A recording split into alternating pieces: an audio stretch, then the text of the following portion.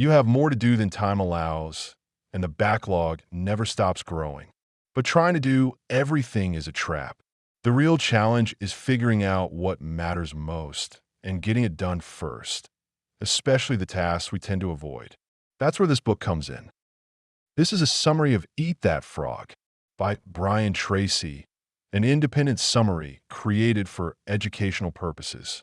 If this summary resonates with you, I encourage you to purchase the full book and explore it in greater depth. Tracy's book is built around a simple idea. If the first thing you do each morning is eat a live frog, you can go through the rest of the day knowing that the worst is behind you. In this metaphor, the frog is your biggest, ugliest, most important task, the one you're most likely to procrastinate on. This book isn't about working more. It's about working smarter, identifying the handful of actions that drive real results, and attacking them head-on. Tracy condenses decades of productivity research into 21 clear, practical techniques designed to eliminate procrastination and sharpen focus. The core principle behind Eat That Frog is prioritization. Not all tasks are created equal. Most people waste hours each day on low-value activities, mistaking busy work for progress. Tracy argues that top performers do the opposite. They isolate the few tasks with the highest impact and dive into those first, even when they're hard or uncomfortable. It all starts with clarity. You can't prioritize what you haven't clearly defined. Most people drift through their days with vague intentions. Tracy insists that successful people take the time to get crystal clear on what they want.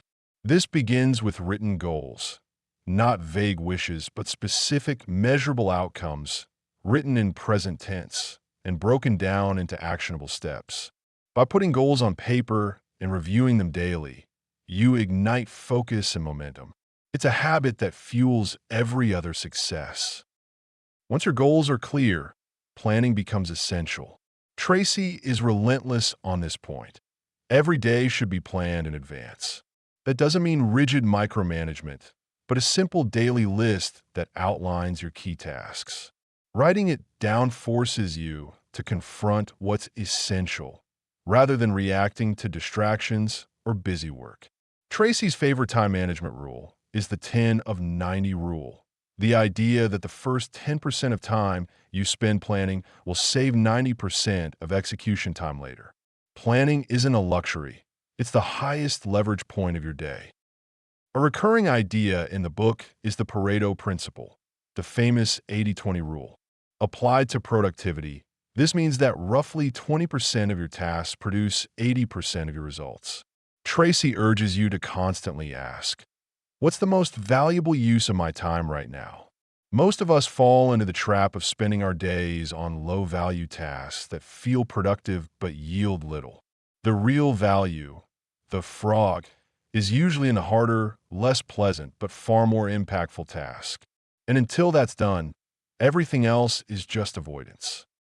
To reinforce prioritization, Tracy introduces the ABCD method, a simple system for ranking your to-do list. A. Tasks are vital and must be done. B. Tasks are important but not critical. C. Tasks are optional. D. Tasks can be delegated. E. Tasks can be eliminated. The goal is to focus ruthlessly on A tasks, especially your A1, and ignore the rest until that's done. It's a simple but powerful filtering process to avoid wasting time on things that don't really matter. Another key idea is considering the long-term consequences of your actions. Successful people think far into the future, not just about what's easy now, but about what will matter most in 5 or 10 years. This long-term mindset helps you pick the right tasks and avoid short-term distractions. It shifts your decision-making from what's comfortable to what's truly important. Tracy also tackles the mental blocks that feed procrastination. Often we delay a task, not because it's impossible, but because we lack confidence in a specific area. This is where preparation and continuous learning come in. If you feel overwhelmed, break the task down, get the tools you need, or upskill where necessary. Procrastination thrives in confusion. clarity, and preparation destroy it. He introduces the concept of key result areas, the handful of outcomes you're actually paid to deliver. These are the core results that define success in your role. Knowing them gives you a filter to separate the meaningful from the meaningless. If a task doesn't contribute directly to a key result, it probably doesn't deserve your focus. In the same vein, Tracy highlights your unique strengths. What are you naturally good at? What skills have made the biggest difference in your career so far? What tasks give you energy rather than drain it? By doubling down on your natural strengths and investing in your high-leverage skills, you not only boost your results, you also increase your motivation. People procrastinate less when they feel competent and engaged. One of the more counterintuitive ideas in the book is the law of forced efficiency. It's the idea that you'll never have enough time to do everything, but you always have time to do the most important thing. Most people waste their energy trying to clear the decks. Tracy says, stop trying to get everything done. Focus only on what moves the needle.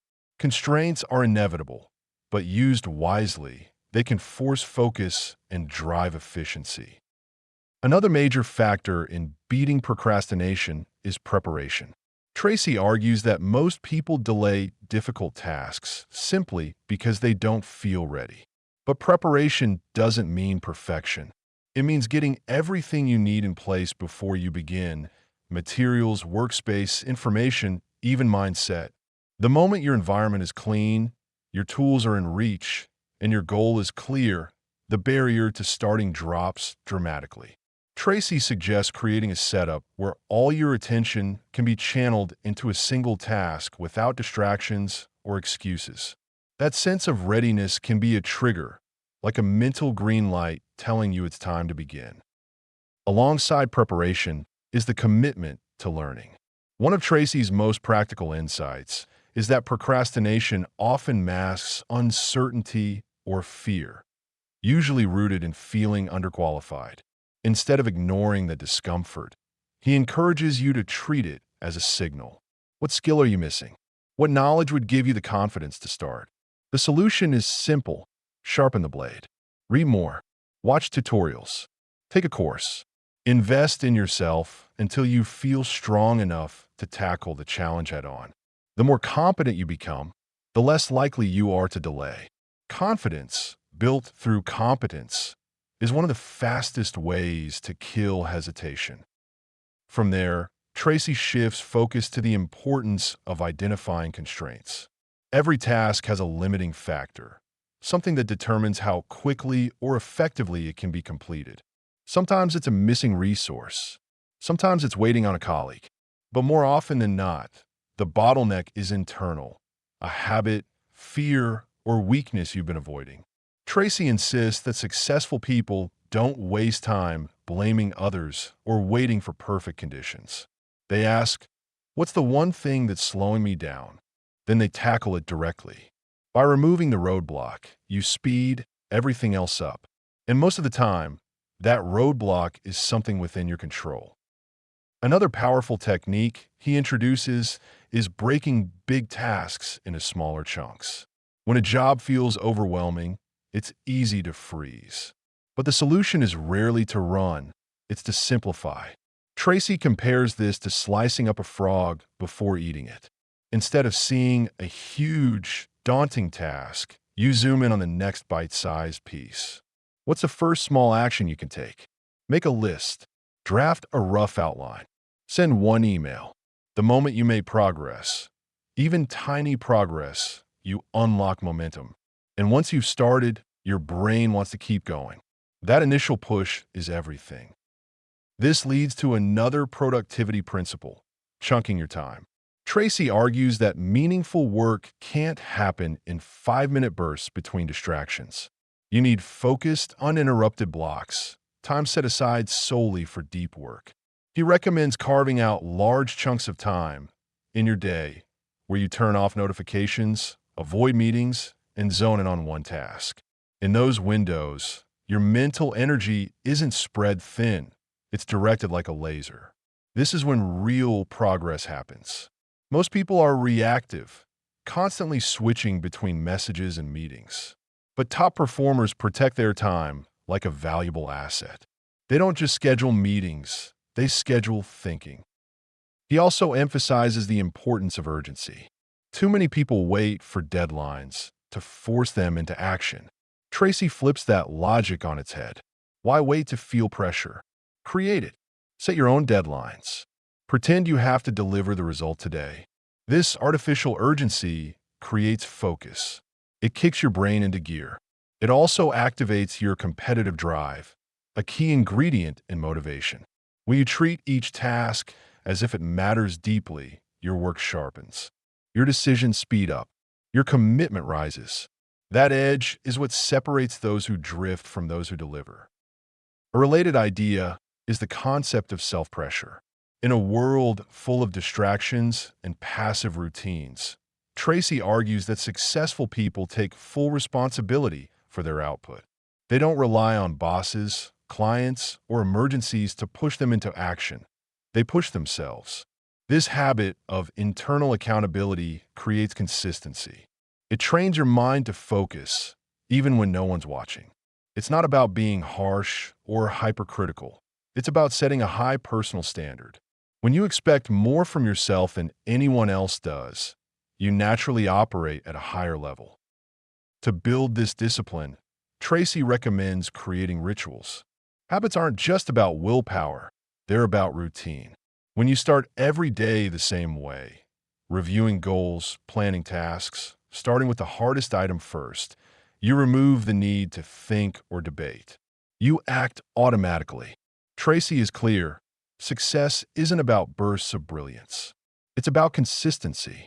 Those who win are those who repeatedly show up, eat the frog, and get the meaningful things done, whether they feel like it or not. He also addresses motivation, not as some external boost, but as something you create internally through action. Waiting to feel motivated before you start is backwards. Start first. The motivation will follow. Completing a meaningful task gives you an emotional high. It releases endorphins. It builds confidence. And that positive feedback loop reinforces the habit. When you consistently act despite resistance, you start to identify as someone who follows through. That identity shift is powerful. You no longer ask yourself if you're in the mood. You just begin because that's who you are. Tracy doesn't just want you to be busy. He wants you to be deliberate. The whole philosophy of eat that frog rests on this idea. Success isn't random. It's built on a clear, repeatable system for choosing the right tasks, doing them first, and doing them well. When you focus on the few things that matter, when you eliminate everything else, when you start before you're ready and keep going until it's done, that's when your results start compounding. That's when the difference shows. Another central message that Tracy drives home is the power of single tasking. In a world obsessed with multitasking, he makes it clear multitasking is a myth when it comes to meaningful work. Switching between tasks fragments your attention and drains your mental energy. The real gains come from what he calls single handling, picking one high-value task and working on it until it's done without interruption. This discipline not only improves the quality of your output, it cuts the time required to finish a task by half or more. It also builds confidence because you actually finish things rather than leaving dozens of projects half-complete. Tracy argues that this skill, sustained, focused execution, is what separates the top 10% of performers from everyone else. These people don't waste time checking notifications or jumping between tabs. They identify the real frog, the task that matters most, and they attack it with full attention until it's swallowed. This isn't about working harder, it's about working sharper. And the sharper your focus, the fewer hours you need to produce great results. That's not to say everything has to be done right away. Tracy introduces the concept of creative procrastination. Not all delays are bad. In fact, some are strategic. The trick is knowing what to ignore. Low-value tasks, admin busy work, endless emails. These things often feel urgent, but rarely contribute much to your real goals. Tracy says you should actively choose what to ignore so you can protect your best time and energy for the tasks that truly matter. Don't feel guilty about deferring or even deleting things that don't align with your top priorities. Another tactic for gaining control over your schedule is to batch similar tasks. If you check email, return calls, or do admin work throughout the day, it fragments your attention and makes it hard to dive deep into focused work. Instead, bundle these smaller tasks into set windows. That way, they don't interfere with your high-impact blocks of time. This kind of time blocking is a game changer for productivity. It allows your brain to stay in flow rather than constantly resetting. Equally important is your physical and mental state. Tracy makes a compelling case that energy management is just as vital as time management. You can't perform at a high level if you're sleep-deprived, poorly nourished, or mentally burned out. To eat your frog each day, you need the energy to attack it. That means getting enough rest, moving your body, eating clean, and taking breaks. High performance isn't about grinding endlessly. It's about recovering well so you can work with intensity in short bursts. Your brain is an energy-hungry organ, and if you don't take care of your body, your productivity will always suffer. As the book progresses, Tracy blends practical tactics with mindset. He encourages you to visualize success and see yourself as someone who gets things done. Identity drives behavior, and behavior reinforces identity. If you see yourself as disciplined, focused, and effective, you're more likely to act in ways that reflect that identity. He recommends using affirmations, visualization, and reflection to reinforce this mental model. It's not just about doing the work. It's about becoming the kind of person who doesn't avoid it. By the end of Eat That Frog, what you're left with isn't just a list of techniques. It's a new way of approaching work and life. You stop reacting and start choosing. You stop delaying and start doing. You stop chasing productivity hacks and start building real discipline. And perhaps most importantly, you stop trying to do everything and start doing the right things first. The book closes with a simple challenge. Pick one method, just one, and put it into action today. Don't wait until next week or until your calendar clears up. Pick your frog and eat it. Not tomorrow, not later. Now, because the real secret to productivity isn't hidden in another book, app, or planner. It's in your next action. Success is always one decision away. Here are 5 practical, memorable takeaways from Eat That Frog. 1. Tackle your hardest, most important task first each day. That's your frog, and eating it early creates momentum. 2. Always work from a written list. Plan your day in advance and prioritize using methods like ABCD or the 80-20 rule. 3. Single task with intensity. Avoid multitasking, eliminate distractions, and commit to finishing one thing at a time. 4. Identify and overcome your personal bottlenecks. Ask what's holding you back and face it head on.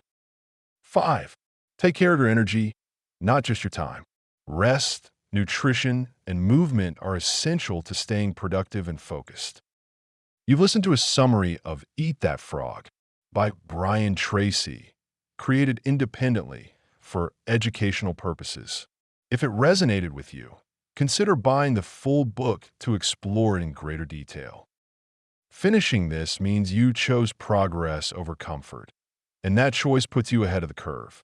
Keep showing up like this, it adds up faster than you think. Now, take 5 minutes to write down tomorrow's top task and commit to starting with that, one frog at a time.